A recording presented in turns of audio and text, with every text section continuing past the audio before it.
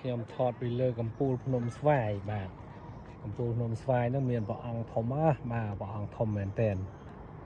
ហ្នឹងហើយនេះចឹងមើលទៅក្រោមទៅនេះខេត្តទីរួមខេត្តរតនគិរីហើយនេះបាទឃើញដំបូលផ្ទះឃើញអីក្រហមអាគារ7ជាន់5ជាន់4ជាន់3ជាន់អញ្ចឹងណាបាទហ្នឹងហើយខាងនោះសល់ដំណាំគេហើយនោះ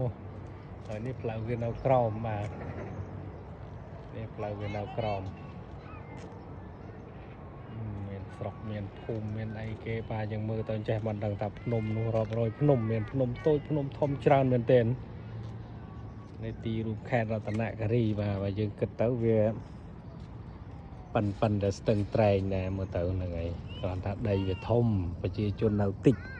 ហើយនេះទៅលើកំពូលភ្នំស្វាយបាទហើយព្រះអង្គនេះគេឆ្លាក់បាទគេឆ្លាក់ពីថ្មធំគេស្ទូចថ្មដាក់ផ្គុំជាប់គ្នារួចហើយគេឆ្លាក់មកហើយមានជាងមិនអីគេចម្លាក់នៅហ្នឹងបាទព្រះអង្គនោះធំហើយយើងមើលពីទីរួមខេត្តមកឃើញពាក់កណ្ដាលពីលើបាទប្រកេះព្រះអង្គហ្នឹងណាហ្នឹងហើយ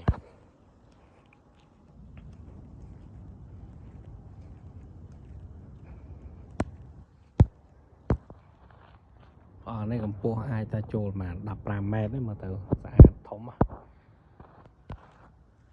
ហើយនេះជាងគេដឹកថ្មដឹកអីមកនេះចម្លាក់បាទទៅប្រកាន់ដៃនេះ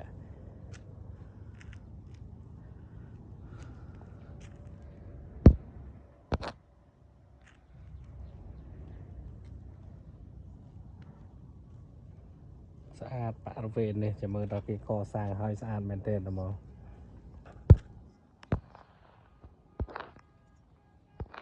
ព្រះអង្គធំហ្មងព្រះអង្គ